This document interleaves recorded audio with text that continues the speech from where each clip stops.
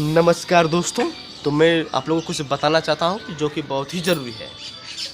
अगर आपके पास टोपी हो या स्वेटर या जूता हो तो पहन लीजिए, क्योंकि बहुत ही ज़रूरी है कि ठंड में गर्मी पैदा कैसे करें। तो चलिए दोस्तों, हम लोग चालू करते हैं। तो दोस्तों, अपना दोनों हाथ ऐसे कर लीजिए और मुट्ठी बांध लीजिए। तो थोड़ा सा पैर को फैला लीजिए और लीजिए, कम से कम 2 से 3 मिनट कीजिए और तेज लीजिए। तो दोस्तों से अपने आप गर्मी पैदा हो जाएगी।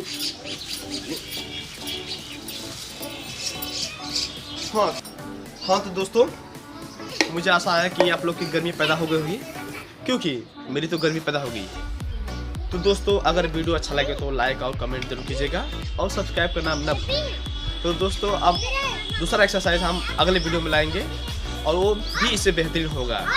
वो तो मात्र 1 मिनट में ही गर्मी पैदा कर देगी, आप देख के हैरान हो जाएंगे। तो दोस्तों चलिए, हम लोग अब कल मिलते हैं। नमस्कार।